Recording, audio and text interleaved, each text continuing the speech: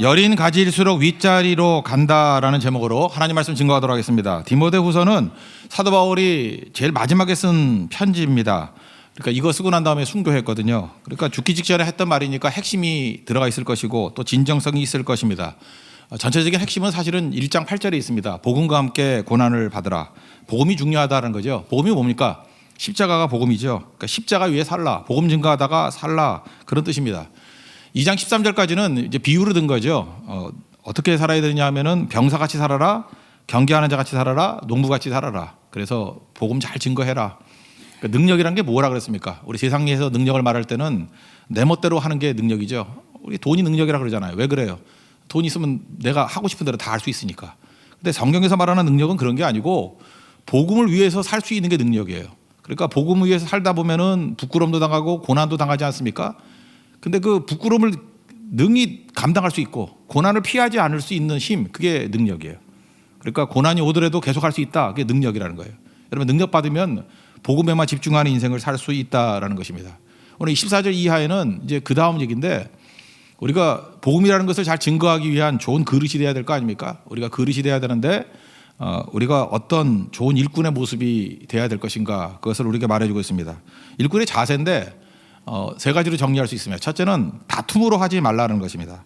교회는 분쟁만 하지 않아도 부흥합니다. 교회는 이 분쟁 때문에 이게 문제가 된다는 거예요. 마귀가 교회를 공격하는 방법이 분쟁이죠. 요즘에 역대기를 공부하고 있는데 역대하 20장에 여호사밧이 크나큰 승리를 거두게 됩니다. 그 아람 군대라는 강력한 군대뿐만 아니라 또 모압과 암몬이라는 연합군이 공격을 해왔습니다. 근데 하나님 앞에 간절히 찬양하고 예배하고 나아갔더니 하나님께서 여호와의 복병을 보내주셔서 승리했다 그러지 않습니까?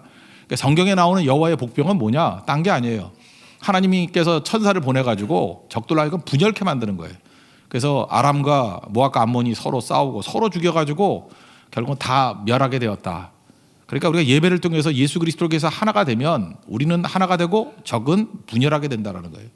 네, 반대로 마귀가 교회를 공격할 때 어떤 일이 벌어지죠? 교회가 분열하고 적들이 하나가 되고 결국은 하나 되느냐 분열되느냐, 그 싸움이라는 것입니다. 고린도 교회도 분열하는 교회였습니다. 왜 분열했죠? 메시지가 아니라, 메시지가 뭐예요? 복음이죠. 십자가죠. 메시지에 집중하는 게 아니라 메신저에 집중했기 때문에 나는 바울파다, 나는 아볼로파다, 나는 개바파다, 나는 그리스도파다, 이게 4분 오열돼 버렸다는 것입니다. 그래서 교회가 왜 십자가의 복음을 증거하는 게 중요하냐? 그래야 하나 될 수 있다는 거예요. 예배가 왜 중요하냐? 그래야 하나 될 수 있다는 것입니다.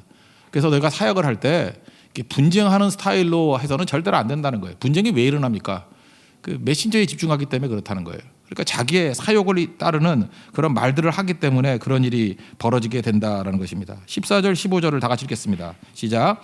너는 그들로 이 일을 기억하게 하여 말다툼을 하지 말라고 하나님 앞에서 엄히 명하라. 이는 유익이 하나도 없고 도리어 듣는 자들을 망하게 함이라. 너는 진리의 말씀을 옳게 분별하며 부끄러울 것이 없는 일꾼으로 인정된 자로 자신을 하나님 앞에 드리기를 힘쓰라. 다투지 말라 그랬고, 그 다음에 구체적으로 어떻게 살아야 되냐 하면은 진리의 말씀을 옳게 분별하라. 무슨 얘기입니까? 말씀에 집중하라. 말씀 증거하는 일에만 온갖 힘을 다 기울이라. 그리고 부끄러움이 없는 일꾼으로 인정되도록 서라. 여러분, 언제 우리가 부끄러움을 느낍니까? 저도 이제 목회를 하지만 목사가 지식이 부족해서 부끄러움 느낄 땐 별로 없어요. 설교를 못해서 부끄러움을 당한다? 그런 것도 별로 없는데, 문제는 뭐냐? 이 가르치는 말씀과 삶의 간극이 너무 벌어졌을 때, 그러지 않습니까? 그때 진짜 수치를 당하고 부끄러움을 당하게 됩니다. 그러니까 말씀 자체가 아니라 부끄러우면 일꾼이 되기 위한 방법이 뭐예요? 이 증거하는 말씀과 삶이 가까워져야 되겠죠. 그때 부끄러움을 당한다는 것입니다. 지금 목사들도 부끄러움을 당하고 또 어떻게 성도들도 부끄러움을 당할 때가 언제입니까? 이 가르침과 이 삶의 간극이 너무 떨어져 있을 때. 그러므로 이런 거 하지 말고, 이거 왜 떨어지죠? 말씀을 떠났기 때문에 그런 거 아니에요. 그러므로 부끄러움 당하지 말라, 그런 얘기겠죠. 우리가 그 말씀 말고 자기의 욕심이 앞서게 되면 반드시 이게 다툼이 벌어지게 돼 있다는 것입니다. 요한복음 21장, 요한복음의 결론이자 복음서의 결론이라 그랬죠. 거기서 예수님과 베드로와 대화 나오지 않습니까? 너는 젊었을 때는 띠뛰고 스스로 띠뛰고 원하는 것으로 막 싸돌아다녔지만, 네 멋대로 했지만 늙어서는 내 팔을 벌리리니 남이 내게 띠띠우고 원하지 않는 곳으로 간다. 남이 누구겠어요? 예수님이죠. 예수님이 띠를 띄우고 예수님이 원하는 곳으로 간다. 그가 어떠한 죽음을 죽을지 알게 하잔다. 그런 말씀 아니에요. 예, 순교한다. 십자가에 거꾸로 매달려 죽게 된다. 예, 여기서 끝나야 되는데 베드로가 복음서에서는 아직도 문제투성이라 그러잖아요. 갑자기 옆에 있는 요한을 바라보고 궁금했던 거예요. 얘는요, 그러죠. 요한복음 21장 21절 보니까 이에 베드로가 그를 보고 예수께 여짜오되 주님, 이 사람은 어떻게 되겠사옵나이까? 지금 복음에는 관심이 없고 사람에 관심이 있는 거예요. 그래서 복음서 마지막이 아직도 덜 된 인간이다. 이걸 보여주는 거예요. 이러면 이게 복음 증거가 안 된다는 거죠. 얘는요.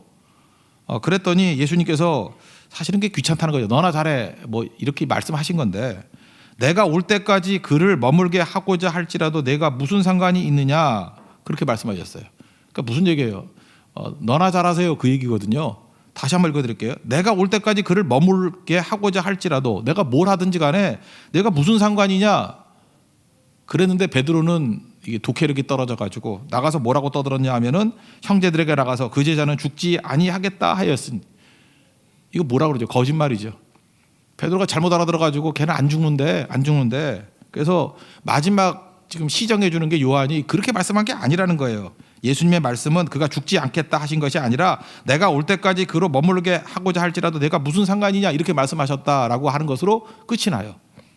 이게 무슨 얘기입니까? 교회가 말씀 앞에 집중하지 않고 복음 증거에 집중하지 않으면 이런 거짓 소문의 근원지가 될 수 있다라는 것을 보여주고 있습니다. 여러분 신앙생활 오래 하신 분들 많이 경험하지 않습니까? 많이 모이면 모일수록 이상한 헛소문이 돕니다. 그리고 많이 모이면 많이 관계를 가지면 가질수록 거짓으로 상처를 입을 때가 많이 있고 또 말로 고통당할 때가 많이 있다라는 것입니다. 그러니까 이게 무슨 얘기예요? 이런 식의 다툼을 하면은 복음 증거에 큰 장애가 된다는 거예요. 내가 마지막으로 얘기하는데 다툼으로 하지 않기 위해서는 이 자기 욕심, 시기, 질투 이런 거 버리지 않으면 절대로 될 수가 없다 그런 얘기죠. 그래서 이런 사람들을 뭐라 그러냐면 악성 종양이다, 암덩이다 이렇게 얘기를 해요. 암덩이의 특징이 뭔지 아십니까? 저도 요즘에 우리 가족 가운데 뭐 암 걸린 분들이 몇 분 계셔가지고 이렇게 쭉 들어보니까 의사 선생님이 그러더라고요. 간에 암이 있잖아요. 간에 암. 암의 특징이 뭐냐면 그 자리에 좀 계세요. 그러면 좋은데 이 간이라는 게 이 암이라는 게 막 돌아다닌대요. 간암이 간에 좀 있어야 되는데 다른 곳에 가서 살고자 해요. 그걸 전이라 그러잖아요. 막 돌아다닌다고요. 그래서 악성 종양, 이 암덩이 같은 성도들의 특징이 뭔지 알아요? 그 자리에서 떠드는 게 아니에요. 여기저기 돌아다니면서 막 전이시킨다는 거예요. 악성 종양이다 그러잖아요. 그러니까 이런 분쟁 일으키는 일 그만해야 된다는 거죠. 교회에서 잠깐만 이렇게 문제를 일으키는 사람이 있어요. 문제를 일으키는 사람. 아무것도 아닌데 이렇게 논쟁형 인간이 있어요. 여러분 교회가 얼마나 어려움을 많이 당한지 아십니까? 그 축도할 때 있죠. 축도할 때 그게 사실 고린도후서 13장 13절인데 그게 뭐 삼일째 하나님 얘기하는 거 아니에요? 예수 그리스도의 은혜와 하나님의 사랑과 성령의 교통하심이 너희 무리와 함께 있을지어다. 이게 축도잖아요. 그래서 저런 게 있을지어다 그러잖아요.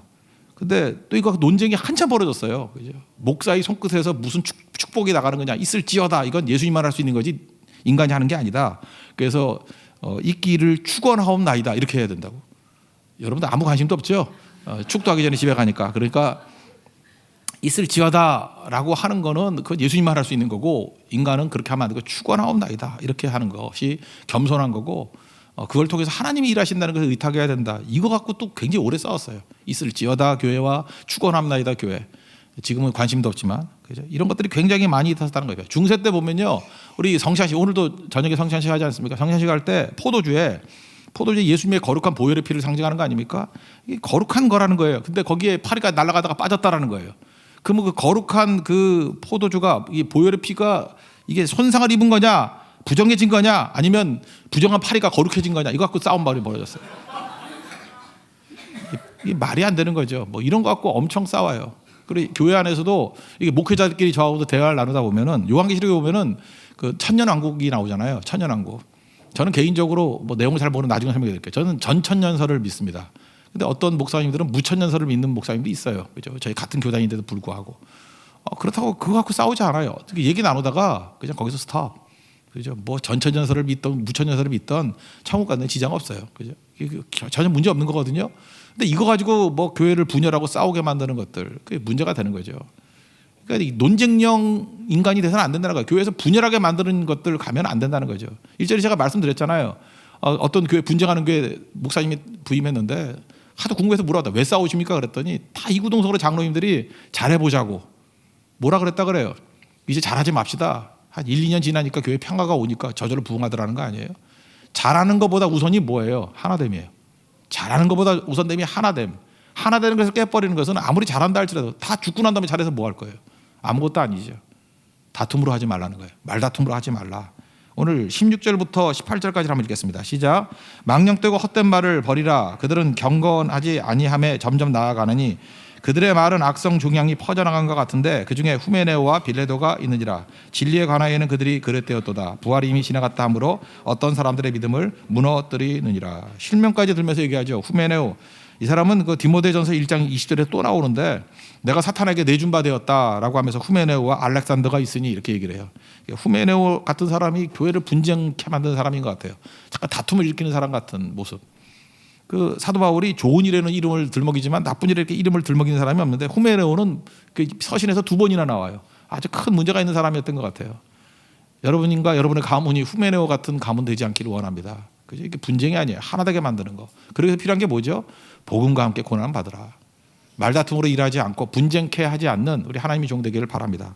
두 번째는 우리 일꾼의 자세가 뭐냐면 낮아지고 섬기는 모습이 있어야 된다는 것입니다. 오늘 19절이 한 절인데 이건 좀 분석이 필요한 것 같아요. 그 나레줄 보면은 민수기 16장으로 돼 있죠. 이 16장 스토리예요. 한번 읽어보겠습니다. 19절 시작.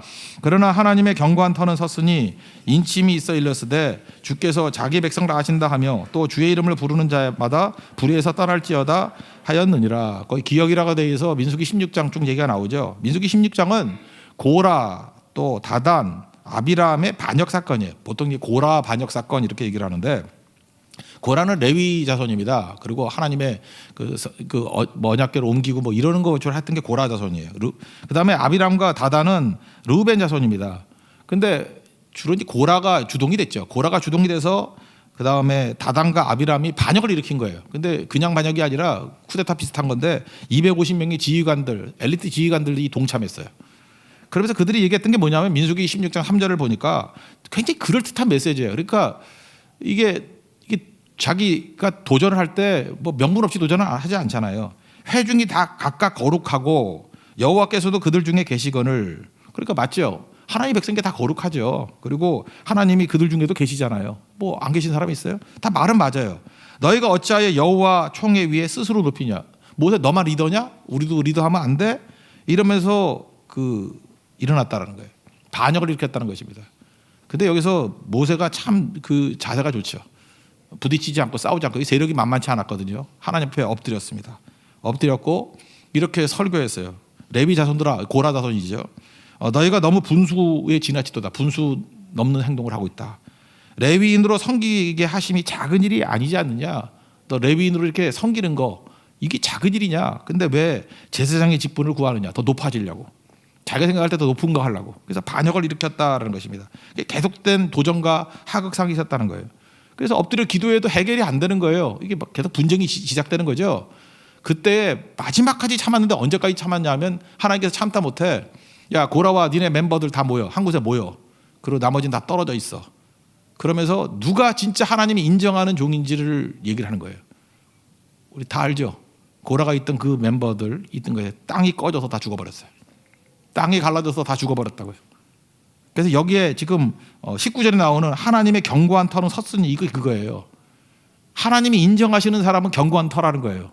땅이 갈라지지 않고 거기 서 있고 모세는 서 있고 그다음에 고라 자손들은 땅이 갈라져서 다 죽게 되었다. 이게 무슨 얘기입니까? 하나님의 일을 하고자 할 때 보면은 도전하는 세력도 있고 어떤 공격하는 악한 무리들도 있다라는 거예요. 언제까지 참아야 돼? 하나님이 심판하실 때까지 참고 기다려야 된다는 거예요.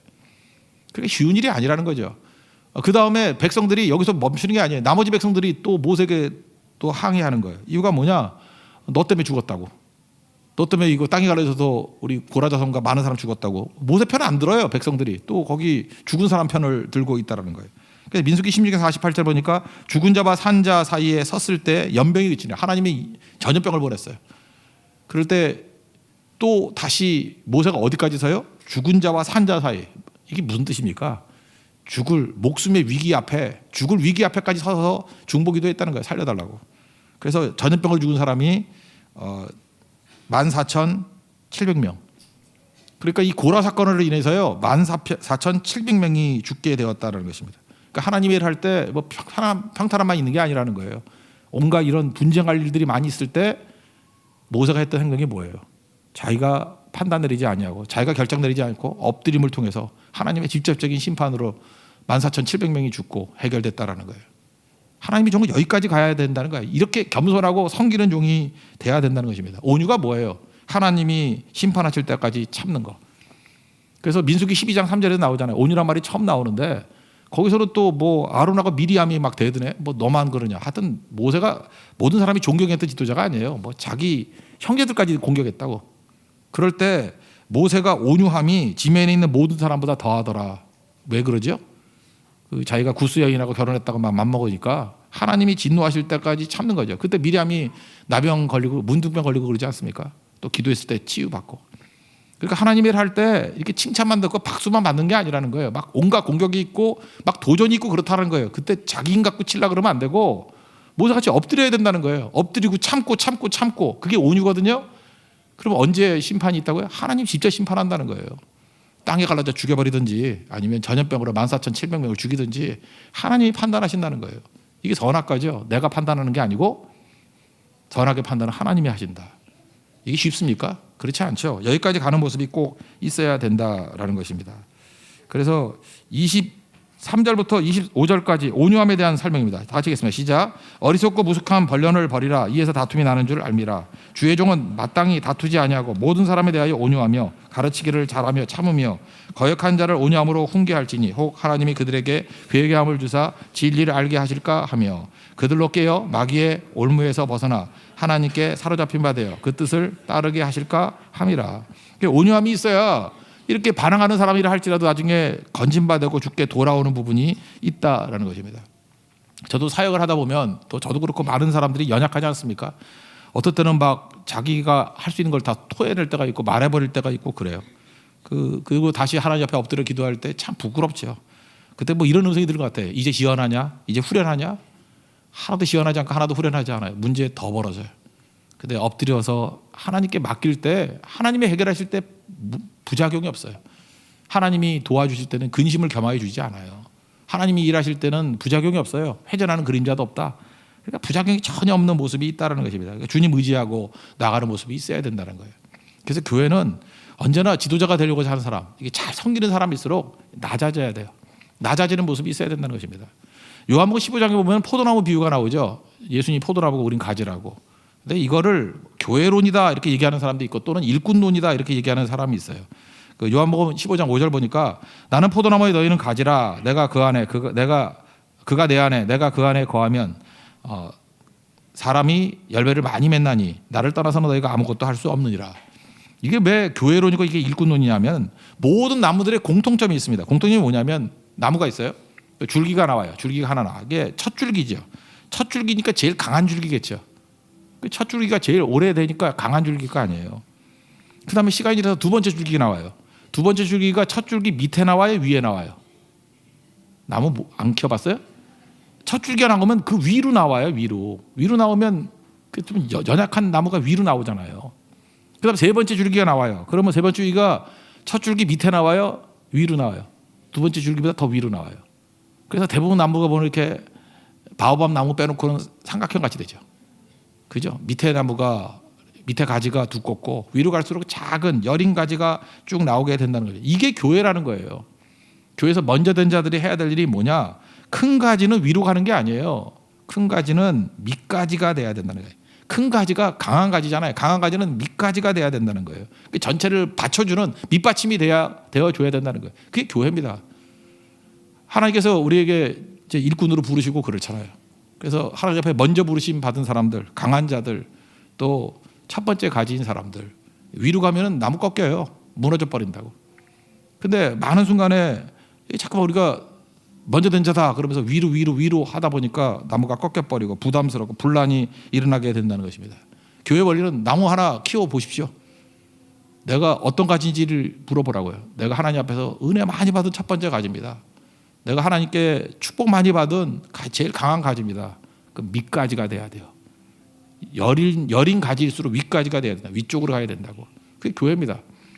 그래서 교회 위를 쭉 보면 그게 어린 사람들이 있는 거예요. 근데 어떤 교회 갔더니 위에 딱 이렇게 오래된 사람 묵은 닭들만 다 있다 그러면 곧 썩겠군, 곧 부러지겠군. 잊지 말라고요. 하나님 앞에서 가장 강력하게 쓰임 받는 종일수록 밑가지가 된다는 거 잊지 마십시오. 그래야 하나님 앞에 쓰임 받는다는 거예요. 예수님께서 제자들 부르시지 않습니까? 특별히 베드로 부르실 때 마태복음 4장 19절에 보니까 나를 따라오너라 내가 너희를 사람을 낚는 어부가 되게 하리라. 그랬더니 이제 왔다. 제가 볼 때 이거는 많은 사람들이 이제 오해가 되는 번역이라고 얘기를 해요. 오역이라기보다는 오해가 되는 번역. 이것 때문에 참 오해가 많이 되는 것 같아요. 사람 낚는 어부. 예수님께서 우리를 부르실 때 사람 낚는 어부가 되게 부르셨다 이렇게 얘기하니까 여러분 보세요. 내가 제자 시켜줄게. 사도 시켜줄게. 날 따라와. 그럼 내가 너를 사람을 낚는 어부가 되게 해줄게. 그 사람을 낚는 어부 그러면 여러분 느낌이 뭐예요? 어부가 고기를 낚았어요. 그럼 누구 이익이에요? 어부 이익이죠. 그래서 내가 고기를 잡았어요. 그 어부 이익이잖아요. 많이 잡았어요. 그 누구 이익이에요? 자기 이익이죠.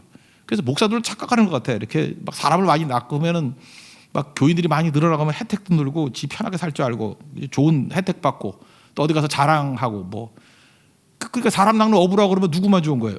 여러분 평신도 입장에서 목사만 좋은 거고 여러분들도 같은 교인 같으면 어때요? 딴 교회 가서 자랑할 수 있고 막 우리 교회 대단한 교회야 막 이러니까 내가 좋은 것 같잖아요. 사람 낚는 어부. 그 뜻 아니에요. 원래 원문을 보면요 사람들의 어부예요. 그 영어 성경도 보면 그렇게 돼 있잖아요. I will make you fishers of men. 사람들의 어부잖아요. 다시 읽어드려요. I will make you fishers of men. 사람의 어부, 사람들의 어부. 이건 사람 낚는 어부라고 번역하면 안 되는 것 같아요. 자꾸 오해가 돼서. 사람들의 어부라니까 이게 뜻이 뭐냐 하면 또 다른 말로 하면 사람들을 위한 어부예요. Fishers for men이에요. For men. 이 어부란 개념에 for라는 의미도 숨겨져 있잖아요. 원문은 분명히 사람들의 어부인데 사람들을 위한 어부예요. 너 이제부터 어부가 되는 어떤 어부가 되냐면 사람들에게 유익을 주는 어부가 될 거야. 사람들을 구원하고 사람들을 살리고 사람들에게 힘을 주는 그런 어부가 될 거야. 그게 바로 뭐죠? 복음 증거하는 거. 십자가 증거하니까 지옥 백성을 천국 백성을 바꾸는 거 아니에요. 그러니까 넌 사람들의 어부가 될 거야. 이 그런 뜻인데. 그러니까 사람들의 어부가 돼야 되니까 내가 많은 거를 가지고 섬겨야 되는 거니까 사람들의 어부가 된다라는 건 무슨 뜻이에요? 그 자기를 부정하고 자기를 부인하고 자기 십자가를 지고 가는 것. 그게 사람들의 어부가 되는 거 아니에요? 근데 사람 나는 어부가 되리라 할 때는 내가 무슨 뭐 제국주의적으로 뭐 다 잡아가지고 다 내 거야. 그죠? 주님의 일을 따르면 뭐 이제는 고기 정도 잡는 게 아니라 사람을 막 모아가지고 조조같이 되는 거야. 그렇게 오해를 하는 경우가 많이 있다고요. 아닙니다. 사람들의 어부가 되는 거예요. 사람들의 어부. 섬기는 일들. 그게 되게 중요한 거죠. 옛날 2차 대전 때 유럽에서 뭐 전쟁이니까 이렇게 폭격하고 하니까 뭐 예배당도 파괴가 되고 그랬대잖아요. 교회 예수님 이렇게 상이 있었는데 팔이 부러졌대요. 그러면 이제 보수해야 될 거 아닙니까? 네. 교회 리더십들이 결정을 내렸대요. 그냥 두기로.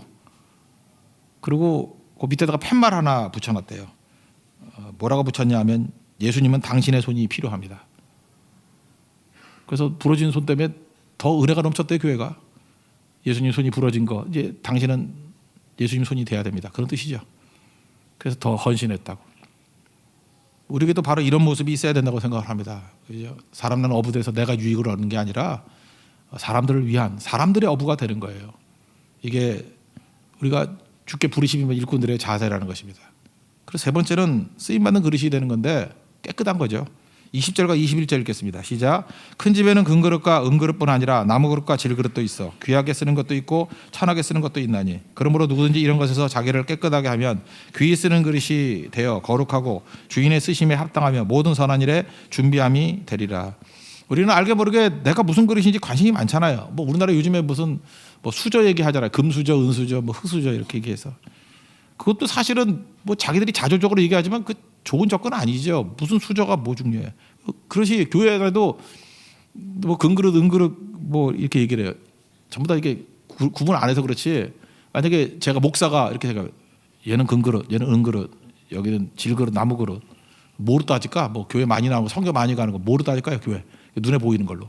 그러면 여러분들 얼마나 화를 내겠어요. 뭐 이따위 교회가 다 있어. 근데 실제로 자기 자신은 이게 따지잖아요. 무슨 그릇인지. 근데 이거 일단은 사실을 받아들이십시오. 그래요. 우리가 보통 말하는 교회 안에는요 여러 사람들이 다 모여 있어요. 금그릇 같은 사람도 있고 은그릇 같은 사람도 있고 질그릇, 나무그릇 같은 사람도 있다. 그거 받아들이라고 일단 여러 사람이 다 있다고. 근데 그게 중요한 게 아니다. 그게 메시지죠. 그래 여러 사람 모였어. 어쩌란 말이야. 근데 하나님께서 귀 쓰는 그릇은 깨끗한 그릇이라는 거예요. 그렇잖아요. 여러분들이 뭐 아무리 좋은 그릇이라 할지라도 설거지 안 된 거에 밥 퍼 먹을 사람이 누가 있어요. 깨끗한 그릇. 깨끗한 그릇. 제가 옛날에 호박죽을 한번 먹은 적이 있었는데 파리가 윙 날아와서 빠졌어요. 그거 어떻게 하죠? 뭐 파리가 먹어야 얼마나 먹어 그러면서 먹나요? 그 더러우면 안 먹잖아요. 저는 그러고 먹었어요. 전 빼고. 나는 별로 그런 게 예민하지가 않아가지고. 근데 딴 사람 같으면 버리더라고. 원래 그렇잖아요. 아까도 얘기했지만 지식이 없어서 부끄러움 당한 적은 없다니까요. 뭐 설교 못해서 부끄러움 당한 적은 없다니까요. 그 삶과 가르침의 간극이 넓어졌을 때 부끄러움을 당하죠. 똑같은 얘기죠. 깨끗한 그릇 돼야 된다는 것입니다. 그러면 되게 중요한 거죠. 일전에 한번 선교를 갔을 때인데 뭐 여러 딴 교회 교인들 좀 있고 그랬어요. 이렇게 같이 모여서 얘기를 하는데 제 기억에 이렇게 대화를 나누다 보면 그때 한 7, 8명이 대화를 나눴던 것 같아요. 그때 우리 교회 성도들이 대부분이었고 딴 교회 성도도 좀 있었던 것 같고 뭐 이랬던 것 같아요. 근데 뭐 얘기하다 보니까 이게 분위기상 해서는 안 될 얘기를 좀 하게 됐어요. 뭐 이렇게 남 욕하고 뭐 이러는 거. 근데 원래 목사가 끼었는데도 불구하고 남 욕이 재밌잖아요, 그죠? 그래서 저는 뭐 주도적으로 하진 않았지만 즐겁게 맛있게 먹고 있었어요, 그 말을. 근데 그 중에 한 분이 이제 우리 교회는 교인인데 이렇게 딱 나서서 뛰는 여자 집사님은 아니에요. 이렇게 뭐 그렇다고 예수를 잘 안 믿는 것도 아니고 이렇게 뭐 활동적으로 하시는 분은 아닌데 그분이 그러더라고요. 약간 시니컬한 분이기도 해요. 이런 얘기 불신자가 들으면 큰일 나겠어요. 그러더라고 중간에.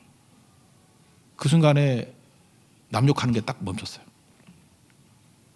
그러고 난 다음에 한마디 더 하더라고. 이거 당사자가 들으면 화나겠어요. 그때 다 우리 해산했어요. 그 얘기 듣고 그때 제가 돌아서 먹였어요. 여선지자다 이런 생각.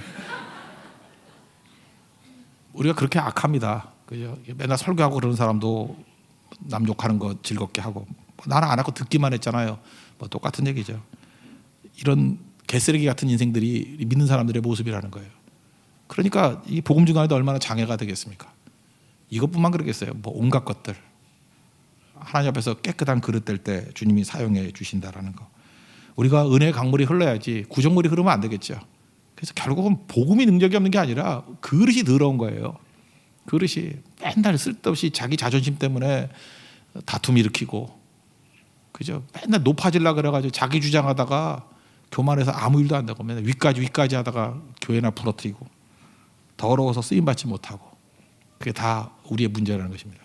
오늘 메시지가 뭐냐? 바울이 얘기하는 거예요. 야, 다툼을 일하지 말고 온유함으로 끝까지 가. 그리고 낮아져야 돼. 낮아져야 돼. 여린 가지일수록 위로 가야 되고 강한 가지일수록 낮아져야 돼. 그리고 깨끗한 그릇 해라. 그러면 강력한 복음이 힘차게 증거될 것이다. 그걸 말해주고 있습니다. 그런 헌신 있는 믿음의 종 되기를 축원합니다. 자리에서 나가겠습니다. 정결한 마음 주시옵소서. 전하겠습니다.